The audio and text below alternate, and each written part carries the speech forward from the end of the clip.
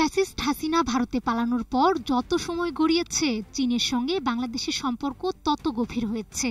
স্বৈরাচারের পক্ষ নিয়ে বাংলাদেশে তাদের চিকিৎসা ভিসা সীমিতকরণ সহ সব ধরনের ভিসা বন্ধ করে দিয়েছে ভারত। তবে ভারত চিকিৎসা ভিসা বন্ধ করে দেয়ায় বাংলাদেশের চিকিৎসা ক্ষেত্রে নতুন সম্ভাবনার দ্বার উন্মোচিত হয়েছে। বাংলাদেশের রোগীদের জন্য খুলে গেছে চীনের দুয়ার। শুধু এতটুকুই নয়, কুনমিংয়ে বাংলাদেশিদের জন্য হাসপাতাল নির্মাণ করার পাশাপাশি বাংলাদেশেও ৩টি হাসপাতাল নির্মাণ করার কথা জানিয়েছে চীন, যার মধ্যে ১০০০ শয্যা বিশিষ্ট অত্যাধুনিক হাসপাতালটি বাংলাদেশের জনগণের জন্য উপহার দিচ্ছে দেশটি। বাংলাদেশ চীন কূটনৈতিক সম্পর্কের ৫০ বছর পূর্তি উপলক্ষে এই হাসপাতাল নির্মাণ করছে তারা। জানা গেছে হাসপাতালের নাম চায়না বাংলাদেশ ফ্রেন্ডশিপ জেনারেল হাসপাতাল রাখা হবে। এরই মধ্যে হাসপাতালের জন্য ঢাকা, চট্টগ্রাম ও উত্তরবঙ্গে জমি দেখা হচ্ছে। চীনের হাসপাতাল নির্মাণ করার খবর আসার পর থেকেই চারদিকে আলোচনা শুরু হয়েছে হাসপাতালগুলো কোথায় নির্মাণ হবে তা নিয়ে।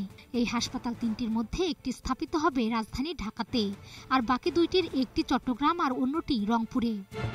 ইতোমধ্যে বিশেষায়িত হাসপাতাল নির্মাণের লক্ষ্যে রংপুরের গঙ্গাচড়া উপজেলার তিস্তা নদী তীরবর্তী চরকলাগাছি এলাকা পরিদর্শন করেছেন সংশ্লিষ্টরা। এ সময় তারা চরকলাগাছিতে থাকা ১০০ একর খাস জমির মধ্যে হাসপাতাল নির্মাণের জন্য ২০ একর জায়গা পরিদর্শন করেন। পরে চায়না কর্তৃপক্ষ সরেজমিনে পরিদর্শন করে হাসপাতাল নির্মাণের জন্য সর্বোৎকৃষ্ট জায়গা নির্ধারণ করবেন বলে জানা গেছে। গজঘণ্টা ইউনিয়নের এক বাসিন্দা জানান, চীনা হাসপাতাল নির্মাণের উপযুক্ত জায়গা তিস্তা পার। এতে এলাকায় পরিবেশ ও যোগাযোগ ব্যবস্থা অনেক উন্নত হবে। পাশে রয়েছে তিস্তা ব্রিজ ও লালমনিরহাট বিমানবন্দরও। অন্যদিকে চট্টগ্রামের দক্ষিণ কর্ণফুলীতে ৫০০ থেকে ৭০০ শয্যার একটি জেনারেল হাসপাতালের সম্ভাব্যতা সমীক্ষা করা হয়েছে। এছাড়া ঢাকার উপকণ্ঠে ধামরাইয়ে বিভিন্ন আহত ও প্রতিবন্ধী রোগীদের পুনর্বাসনের জন্য ১০০ শয্যা বিশিষ্ট একটি রিহ্যাবিলিটেশন হাসপাতাল নির্মাণের পরিকল্পনা করেছে চীন। ইতিমধ্যে হাসপাতালগুলোর নির্মাণ নিয়ে এই ৩ জেলার বাইরের অন্য জেলার বাসিন্দারা সোশ্যাল মিডিয়ায় নিজ এলাকায় নির্মাণের দাবি জানাচ্ছেন।